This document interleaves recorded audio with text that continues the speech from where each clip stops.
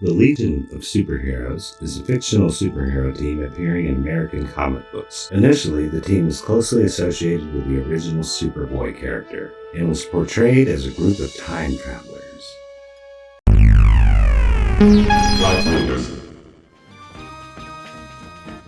This is another episode of the Flight Ringers podcast. I'm David King. That's Dan Spottswood. It's good to be here. Thank you. We are professional cartoonists, and we are Legion of Superheroes experts. This is Superman number 8, 1987.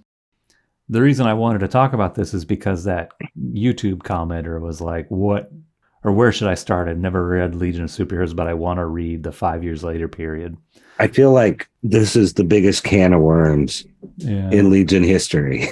This right here, because this is where things start to unravel. That's why I kept wondering, why aren't we just doing this? Oh, you should have said that. I did. I thought we were talking about that. Oh, it's just a reprint of 247. Yeah, okay. Because then you said, well, we'll just cover the origin part.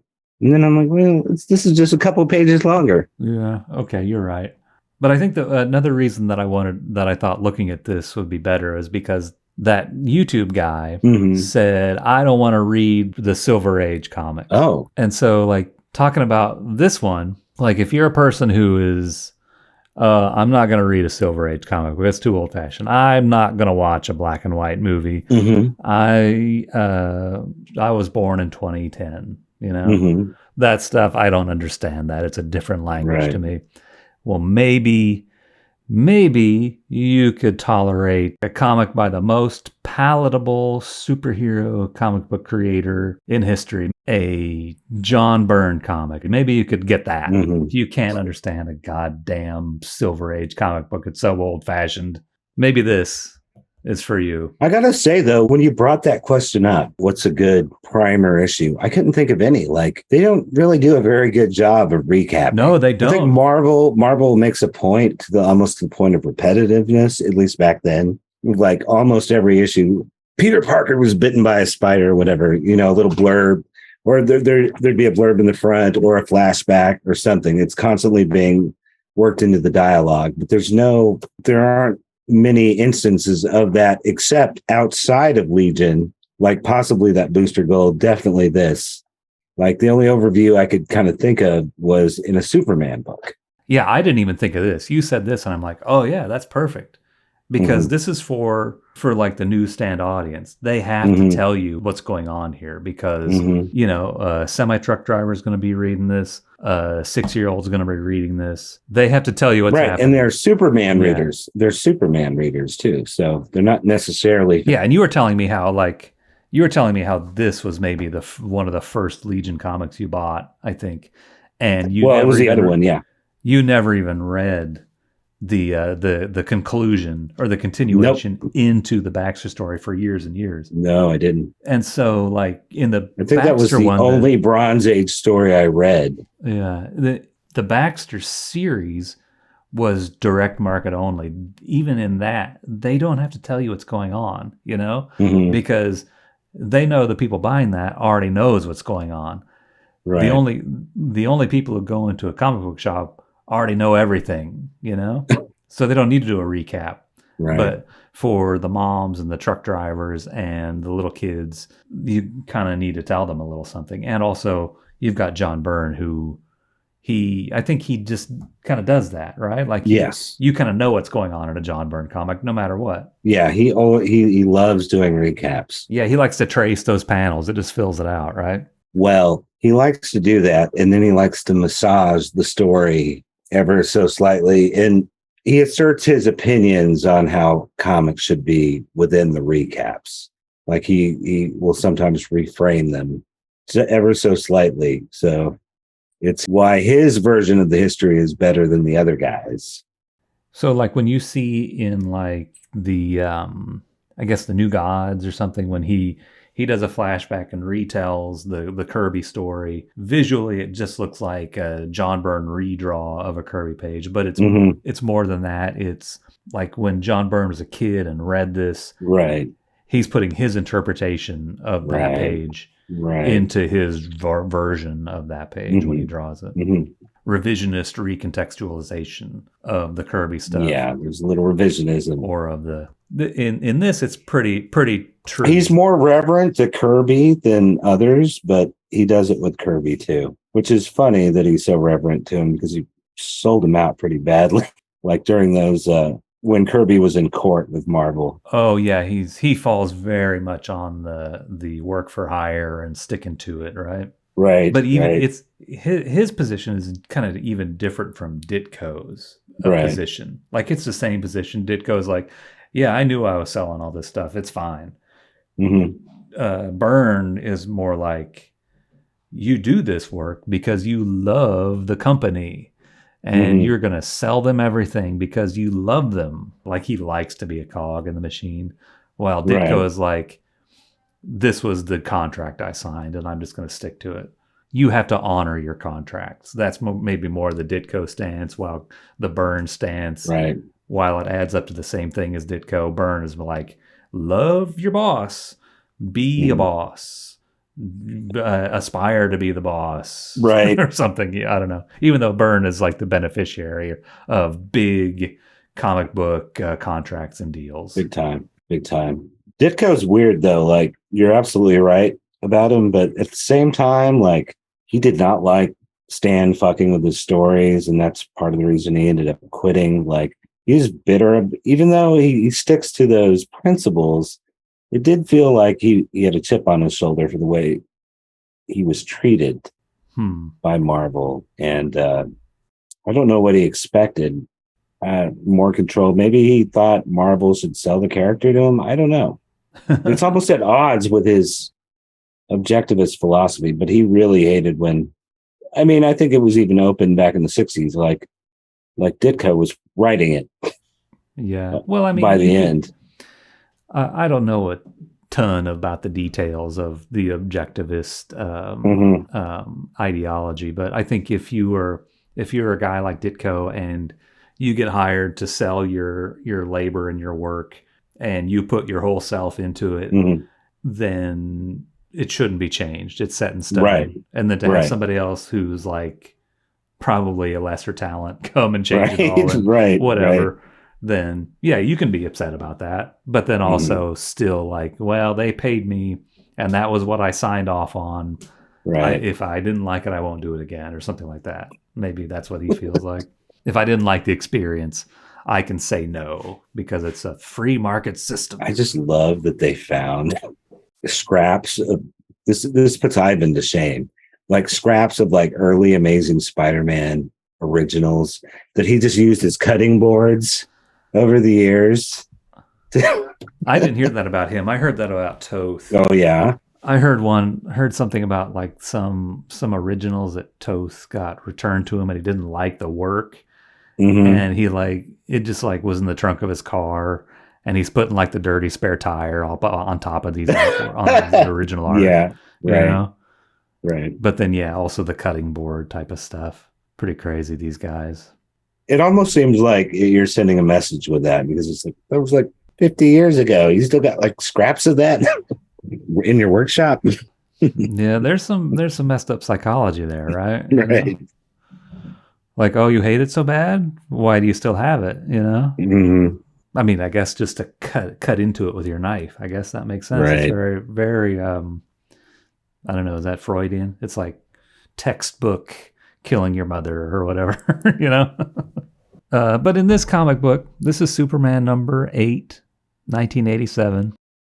I think it's entirely drawn by John Byrne, or entirely produced by John Byrne. Is it Carl Kessel? Carl Kessel is the inker on this one.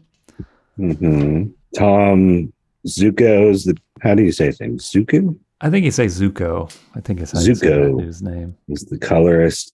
John Costanza, the letterist. Mike Carlin is the editor. Dedicated to the memory of Edmund Hamilton. We're undoing some ideas of Edmund Hamilton in this story. Right. No, this is actually it's actually kind of told like an Edmund Hamilton story in a way, I guess. This issue and the corresponding action issue, Action 591. I think this is the first time in the new rebooted Superman that John Byrne did. First time the Legion of Superheroes shows up. Right. We are at last addressing the Superboy conundrum. Right. Yes. The John Byrne has there is no Superboy. Clark Kent grows up as a typical normal American boy and only becomes Superman once he moves to Metropolis as an adult at age 26 or whatever. Right. It's not a wholly new idea. Like in the beginning, there was no Superboy. That was added later, like around 1945 in his own series. And even then, sometimes they would acknowledge he was Superboy as a kid. Other times they kind of ignored that. Like the George Reeves show, he was never Superboy. In the Superman movie, he was never Superboy. Especially for other media, it complicates the origin story. So I think they were probably thinking of getting rid of Superboy for a long time. Right. Yeah, I think Superboy as a concept was something that happened like at the height of super mania or something. They're like, oh, how do we get more Superman product out there? Well, we'll tell a story of when he was a kid. We'll tell a story of when he was a baby. And they didn't have the concept of whatever they have now, multiple dimensions or Earth 2 or Elseworlds. They didn't do that shit back then. It was just like, we'll fit it in. It was always kind of Superboy had his own title in Superboy and in Adventure Comics, and kind of never the twain shall meet between Superman and Superboy. And so you could almost easily cast off all the Superboy stuff if you wanted and look at it as I do. I don't think of Superboy as Superman as a boy. I think of him as a totally different guy. If not, Superman is Superboy as an adult. That's kind of how I think of it, because I never read Superman. I read Legion Superheroes mostly. It was around for so long. It developed it had its own supporting cast, its own recurring villains. And much of it was very separate from Superman until John Byrne actually came around. Even though he erased Superman or Superboy, he brought in a lot of, I don't know that, I could be wrong about Lana. Lana might have shown up a little bit before, but he started integrating a lot of the Smallville stuff into the proper Superman book. And of course, he brought the parents back, who were a constant supporting cast in the Superboy. So he kind of cherry picked the things he liked about Superboy, pulled it into Superman, and then cut Superboy out. I'm trying to think how we can tie this back into why this should be your first Legion superhero comic. It shouldn't. But yeah, this exists in a world where there's no Superboy. No Superboy. And hold on a second, my cat got stuck in here. So around 1985, 1986, Marv Wolfman and George Perez did a 12-issue maxi series called Crisis of Infinite Earths. Within this series, they decided to consolidate all the various Earths, the multiverse, into one coherent universe. However, there were some odds and ends, some inconsistencies that did not fit in this new shared world. Superboy was one of them. I carry a badge. Dun, dun, dun, dun. And because there was no longer multiple Earths, there was no way of explaining Superboy away. You couldn't just say he's from the Silver Age Earth, which is what they could have done even 2 years earlier. It was kind of bad luck that Byrne had decided to pull this character out right after they'd gotten rid of all these ways to explain his existence. The worst part of this, though, is even if you don't like Superboy or feel he's expendable, the entire Legion of Superheroes mythos is built from Superboy. So it's like ripping the foundation out and trying to hope the building still stands. But what if there was a comic book that was Legion of Superheroes that had no Superboy, and you wanted to read the first issue of that?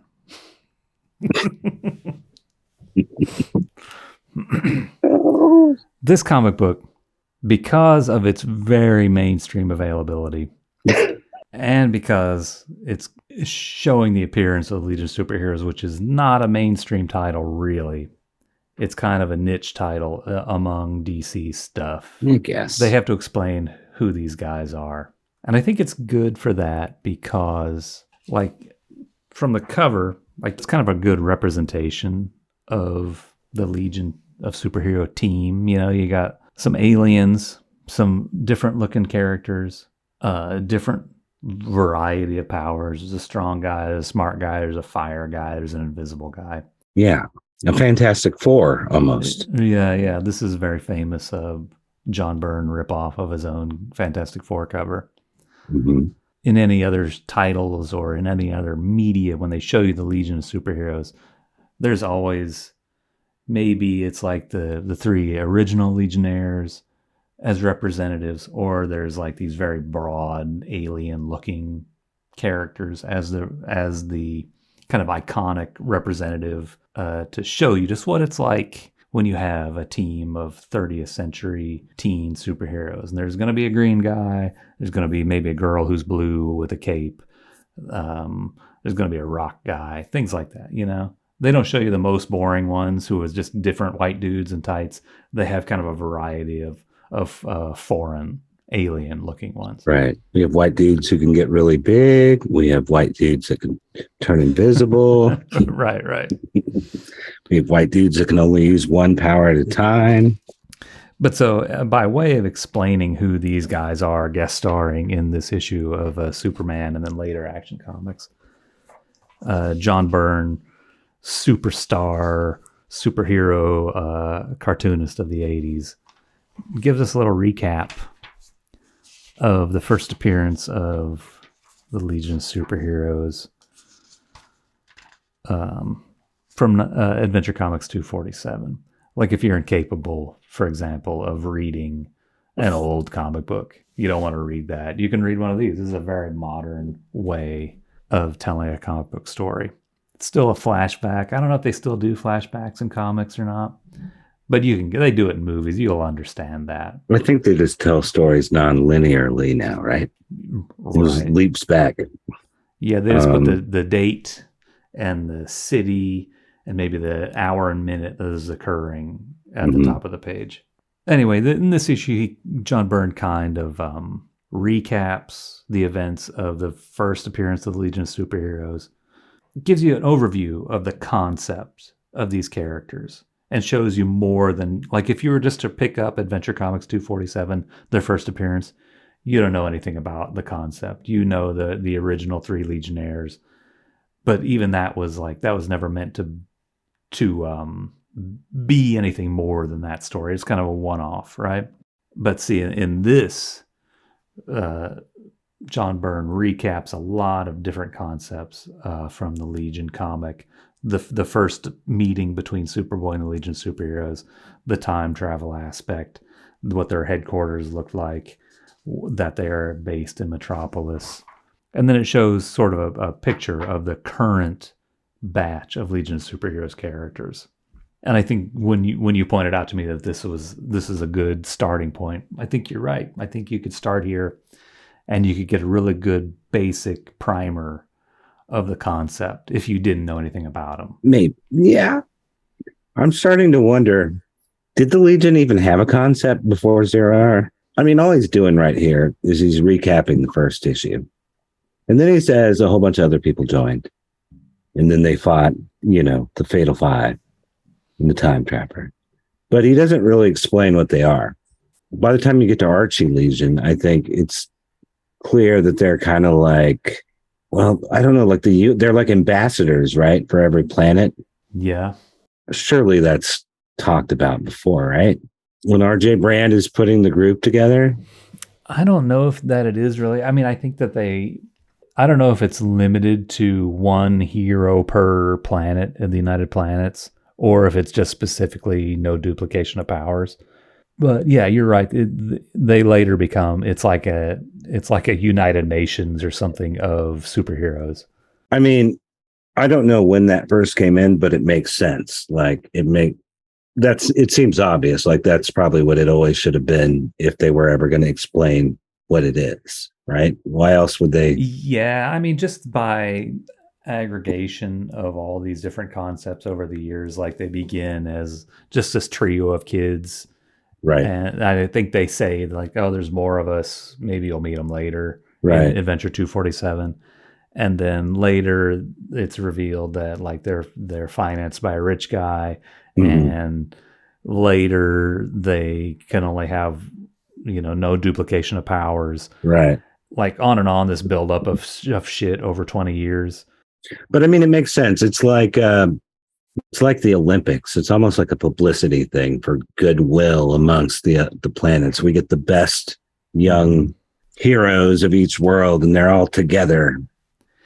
Yeah, Mark Waid definitely exploits that kind of idea too by in the reboot thing, right? By having them not like each other and stuff like that, right?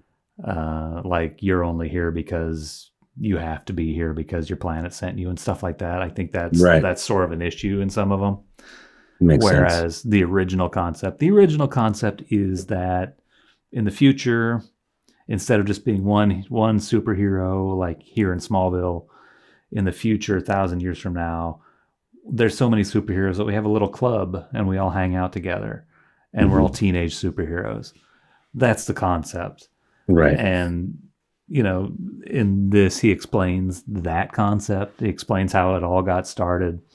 And then he shows you a picture of all of them as they are at this point in history.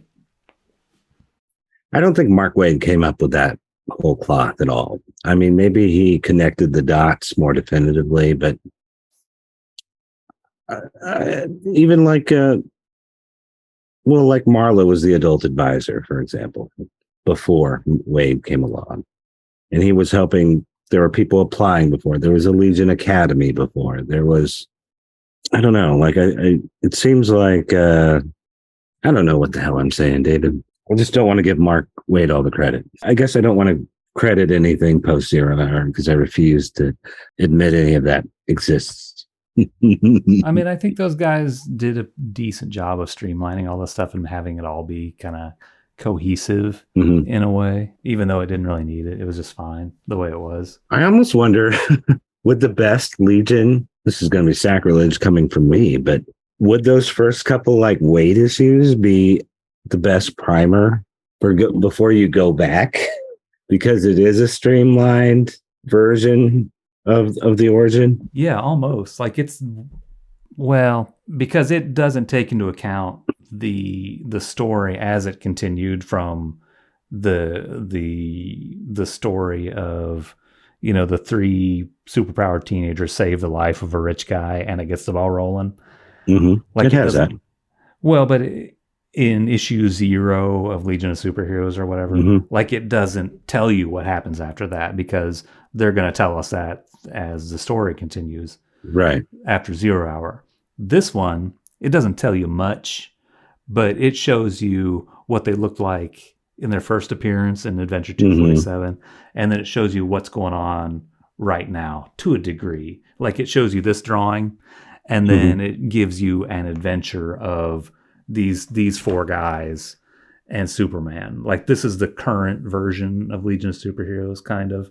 And this is the old version, the original version with Cosmic Boy in the funny suit, for example. And it gives you the notion that there's this lineage, like it's been going on a while, this rotating lineup, et cetera, which you wouldn't get from the 0 Hour reboot first issue, Legion of Superheroes number 0. I don't think you would get it. You wouldn't quite get the full picture that there's this span of time from when they first appeared until when we're reading like this comic or reading a first issue of Legion of Superheroes in 1989 or something like that. And what about the secret history? Totally irrelevant. You don't need to read that ever. Nobody needs to read that. Secrets of the Legion. Yeah, total. Like that I think is meant to be something where you start. It's so bad. It's not even a good comic. Like I wouldn't recommend anyone read that. Like, yeah, that's the problem with it. Read this book. It's one comic book. It's in the dollar bin. It gives you an idea. Like, because Like the person who asked this question, like, what do I read before I read 5 years later so I can understand it without reading any Silver Age comics? That's a tall order. This better not have been Rob Ullman who asked this question. I don't think so. It does sound like a prank, but I don't think it was this guy. Like, should I make a whole video addressing this one guy's question? This lucky guy gets a whole video from us about it. But he's bought the 2 5 years later omnibuses. He's into Legion for $300, but he doesn't know where to start. My first instinct was to be like, well, just start on page 1 and read that, you know? You'll be fine. How stupid could you possibly be to not understand a comic book? You know what I mean? Yeah, I don't know. I read, a few of the Silver Age stories beforehand, and I guess I read this too. But mostly, for the most part, I was figuring it out as I went. Right. You don't need to know too much, I think. You don't need to know too much to understand it. Right. And like, this is the minimum amount of information you need is right in here, you know? If you have the old comic book nerd mindset, which I don't know if Wikipedia savvy comic nerds have this impulse or not, that you kind of enjoy trying to decode what you're reading. Like, it makes you want to go buy another issue to figure out what happened or read a who's who or something. If you enjoy researching stuff to figure it out, I mean, the clues are all in there. It's written well enough by the beer bombs that I do think a new reader, I think it is accessible to a new reader, but they can't be a casual reader. They have to be someone willing to put some work into it. But I mean, like I said, maybe things have changed a lot. I don't know how old this person is, but I would guess that is still how comic book geeks are. Like, they enjoy that aspect of comics, having the learning part of it, the challenge, the research. Right. Like the thrill of discovery, right? Right. Yeah, I don't know where this person's coming from that he would. I know it's a he because YouTube has told me that 100% of our subscribers are males. But yeah, I don't totally know where this person is coming from. Like, if you're afraid to read a comic book, you've already spent $300 on books, and you're like, if I open this and I read page 1, I'm going to be so confused. I won't know what to do about it. I need to read something else first. Mm-hmm. Well, here's 6 pages that'll probably tell you about all you could need to know. The very basic, you know? But like, yeah, why would I suggest to you that you read, like, okay, you got these 2 big ass books that have about, what is it? Those 2 omnibuses combined, it's like 40 issues of comic books or more. 60, 78, like 80. Oh yeah. It goes up to the end to the 0 hour thing, right? Yeah. So you got those 60 plus the Legionnaires issues. Right. There's like 80 comic books in these 2 books. And you're like, well, what do I need to read to understand these 80 comic books? And, well, I guess you need to read 920 comic books that came before it. You ready? So you can read the whole 1,000. There's a whole 1,000 of them. So there's 920 that you need to read before you read these ones that you paid $300 for. How does that feel? Wait a minute. Then 1,000? Like, are you counting the Cosmic Boy series there? Yeah, it's just an eyeball. I'm just kidding. Oh, okay. That was more like 1,004. Probably so. But if you're uncomfortable, like, why did you buy $300 worth of comic books that you feel unprepared to read? That's right. Berate. I'm so pissed at this guy. What do you want from us? Here, I'm giving you all you need. Read this one issue of Superman. We need to show up at his door. Here, you know what this guy's name is? This guy is Colossal Boy. His name's Jim Allen. Okay, you got that? This guy is Superboy. His name is Kal-El. He's from Krypton. You heard of Superman? He's Superman as a boy. Okay? This is Tyrock. His name is Troy. I don't know. He's from... Tyrone. He's from the future. Yeah, he's from the future. This is Ultra Boy. He can only use one power at a time. His name's Joe Nye. He got his powers from eating...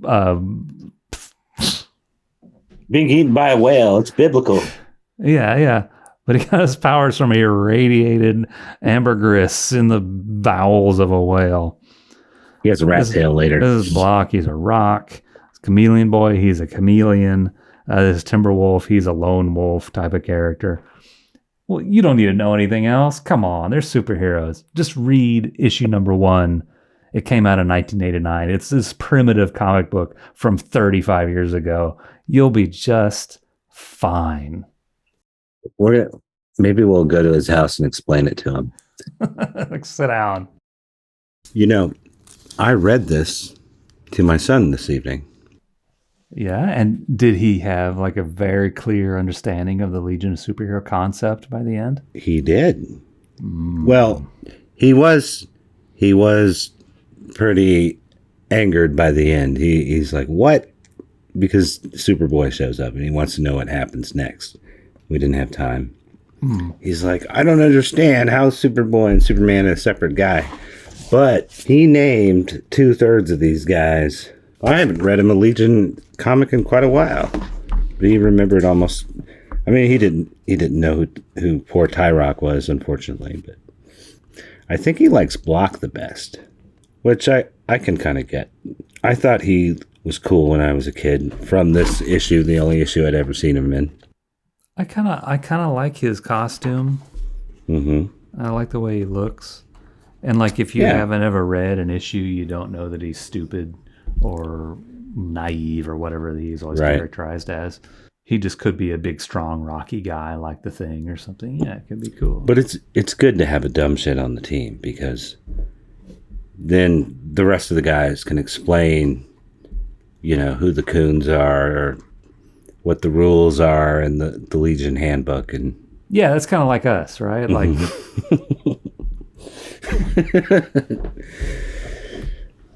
so your son, how old is he? He's 10, right? 6. He's 6. All right, and he knows 2/3 of these guys, huh? Yeah. So let's say you're 45 years old. It'd be very simple to grok the concept of the Legion of Superheroes, and then is that a Legion word? Like I grok Spock. You remember that? No. Oh, is it really? a book? Is it on a mug? I think it's on a T-shirt. Yeah. Mm-hmm. I think it just means understand. Oh, okay. GROK. Let's finish it. That's the comic that I think that both of us think you should read if you want to understand the Legion of Superheroes. This is the perfect first Legion of Superhero comic book. Superman number 8. Good luck. Wikipedia.